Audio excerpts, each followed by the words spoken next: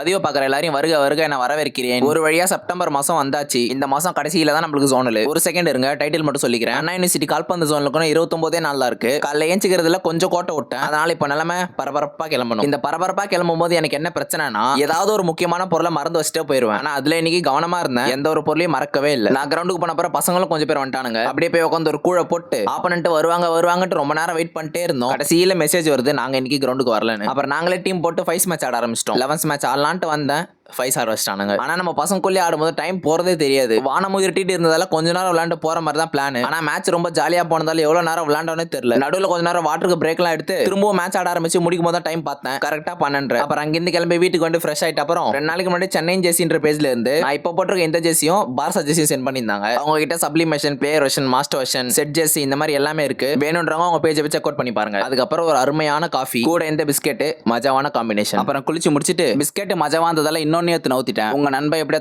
தடுமாறி final year வந்துட்டதால நாளைக்கு கல்லூரியில காணொலி நடக்க போகுது. லப்பட்டப்ப கொண்டு வந்து தான் ஆகணுமா. ஏதோ டெஸ்ட்லாம் அதெல்லாம் வைக்க போறாங்களாம். அதுக்கு தேவையானதெல்லாம் ரெடி பண்ணிட்டு நைட்டுக்கு சாப்பிட்டு அப்படியே நீங்க நாளை முடிச்சுக்கிட்டேன். தொடர்பில் இருக்கவும்.